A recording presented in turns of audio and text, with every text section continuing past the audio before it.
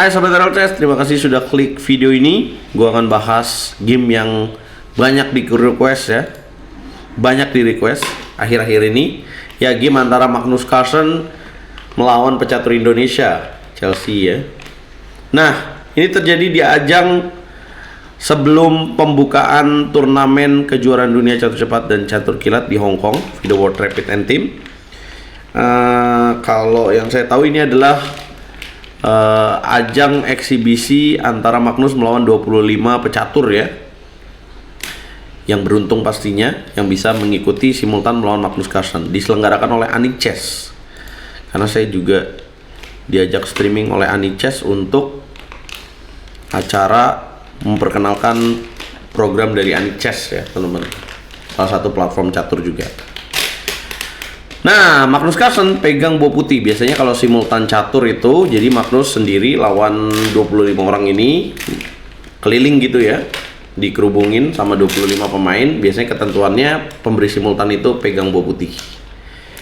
Nah, apa yang terjadi? Langsung aja kita bahas gamenya. Jangan lupa di like dulu, share, dan subscribe, dan nyalakan lonceng notifikasi, dan dukung terus RLCS dengan jangan di skip iklannya teman-teman. Magnus mulai dengan langkah E4, dijawab E5, kuda ke petak F3, kemudian hitam kuda C6, putih gajah C4. Magnus mainkan Italian game. Hitam merespon dengan gajah C5, putih C3, dan kemudian kuda ke petak F6. Putih mainkan langkah D3. Ya, sebenarnya kalau C3 ada juga langkah D4 ya, tapi Magnus di sini main dengan D3. Kemudian hitam D6, putih mengamankan raja, hitam mengamankan raja, dan kemudian putih H3 mencegah gajah ke petak G4, hitam juga. Kemudian putih benteng E1, hitam A6 mempersiapkan untuk gajah mundur apabila diancam. Kemudian putih mainkan kuda B ke petak D2, hitam gajah E6. Nah, ini langkah yang bagus ya. Tujuannya apa? Apabila terjadi pertukaran gajah, maka akan membuka jalur F. Kita tahu bahwa gajah di petak C5 sudah menekan petak F2. Nah, walaupun di sini ada double pawn buat teman-teman pemain catur pemula, mungkin tanya nih, gimana kalau double pawn itu bukannya secara struktur kurang bagus? Iya, tapi ada keuntungan lain yang lebih untung ya gitu dengan double pawn ini. Dan kalau putih di sini queen ke petak B3, hitam bisa mainkan langkah queen E8 untuk memberikan pion di petak B7. Ini analisa game ya. Kalau misalkan dia menteri ke petak B7, maka gajah B6. Jadi menteri B3 nggak ada guna teman-teman, dan itulah kenapa putih di sini tidak makan gajahnya tapi mainkan langkah B4, kemudian mundur, dan barulah dia menukar gajah. Nah, kemudian putih mainkan langkah kuda F1. Tujuannya kemana tuh? Buat kuda G3, tapi langsung dicegah oleh hitam dengan mainkan manuver kuda H5. Selain itu juga kuda H5 punya tujuan langkah agresif untuk kuda F4, membuka jalur benteng ini juga nih. Kemudian putih merespon langkah A4, hitam queen ke petak F6 menambah tekanan lewat jalur F ini. Putih benteng A2, ini langkahnya bagus banget ya, benteng ke petak A2. Jadi Magnus juga mainnya dengan langkah-langkah yang bagus. Benteng ke petak A2 tujuannya apa? Membantu penjagaan pada petak F2. Hitam mainkan langkah kuda ke petak F4 melanjutkan idenya. Kemudian putih makan pakai gajah, dimakan lagi, karena kalau nggak dimakan bahaya ya. Kalau nggak dimakan nih kuda, punya tujuan bisa menteri G6, atau kuda makan H3 bisa dapetin petak F3. Langsung dimakan Magnus. Makan lagi, dan kemudian putih B5, hitam kuda E7. Putih D4 ya, dengan ide menutup kekuatan dari gajah ini. Nah, tapi bukan langkah yang tepat tuh. Harusnya di sini menteri B3. D4 dimainkan, kemudian hitam kuda ke petak G6. Kemudian putih makan pion A6, dimakan lagi. Kemudian putih lanjutkan dengan menteri D3, hitam menteri ke petak F7. Langkah yang bagus ya. Pion dikasih, tapi tentu aja kalau dimakan maka tercipta discover attack ya.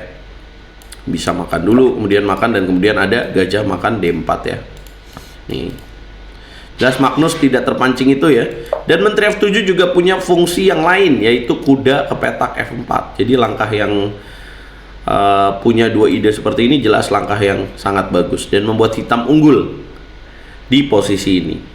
Magnus mainin langkah kuda F1 ke petak H2, hitam makan pion D4, kemudian dimakan, hitam kuda F4 membuat Magnus mundur, menteri ke petak F1 ya, langkah yang salah. Harusnya di sini menteri ke petak C4. Kenapa salah, teman-teman? Kalian akan lihat langkah berikutnya setelah menteri F1 apa yang bagus buat hitam, teman-teman. Yap, E5 dengan tujuan ancam benteng dan mengancam pion di petak D4. Membuat putih D5. Kayaknya Magnus di sini slip ya dengan langkah C6. D5 nih jelas menghilangkan pionnya Magnus ya setelah itu, karena ada langkah C6 yang kalau dimakan bentengnya hilang. Lebih bagus sebenarnya adalah benteng D2, tapi tetap unggul buat hitam juga sih. Makan, kemudian dimakan lagi dan bisa lanjutkan dengan gajah C5. Jelas putih nggak ada tekanan ya, teman-teman. D5, kemudian kita lanjutkan gamenya, hitam C6, kemudian putih benteng D2, dimakan, hitam tidak buru-buru makan pion D5, tapi langsung gajah C5, tujuannya mau gajah B4. Putih G3, nah di sini Magnus slip nih, kan hitam punya tujuan mau gajah B4. Magnus harusnya merespon ini dengan benteng geser atau menteri ke petak C4, tapi Magnus di sini G3. Dia tidak menyangka, mungkin dia lupa kalau misalkan hitam setelah mundur kuda H5 juga memiliki ancaman buat makan pion G3. Jadi Magnus di sini dalam keadaan posisi ada dua opsi hitam untuk mengancam, sehingga Magnus harus memilih salah satunya, dan salah satunya itu harus kehilangan bentengnya. Ini momen yang sangat penting di game ini. Dan akhirnya ya sudah susah, makin susah ya dengan posisi seperti ini. Hitam kemudian kuda F6, raja G2 dan benteng ke petak C8. Tidak buru-buru mengambil pion ya, karena ini udah pion lemah lah. Lebih bagus aktifin perwira. Menteri E2, kemudian baru ambil pion D5, benteng D2, kemudian benteng masuk, kuda ke petak H4, kemudian kuda C3, menteri ke petak G4, menteri B7, kemudian kuda ke petak F3, dorong. Ini jelas sudah kalah ya. Kalau kudanya pergi, tercipta discover check, dapat benteng. Magnus, menteri E6, benteng F7, benteng makan D6, sacrifice the knight. Makan ya, tujuannya mau ke sini, dan kemudian raja ke petak H1. Ketika posisi dengan ide benteng ke petak D8, hitam berani untuk menteri B1. Ya, kualitas dari pemain Indonesia ya, temen-temen ya. Ya, jadi berani juga walaupun lawannya pecatur nomor 1 dunia. Apa yang terjadi? Kemudian Magnus makan pion di petak F3. Nih gue jelasin nih, kalau misalkan dia benteng D8 dan kemudian mengambil pion, mati guys, checkmate, skakmat. Jadi Magnus harus melakukan kuda makan pion F3 dan tetap tidak menghindarkan dia dari skakmat. Inilah video yang viral, teman-teman. Kalau misalkan di sini putih mainin langkah G4, maka benteng ke petak H1, raja G3, checkmate juga menteri G1.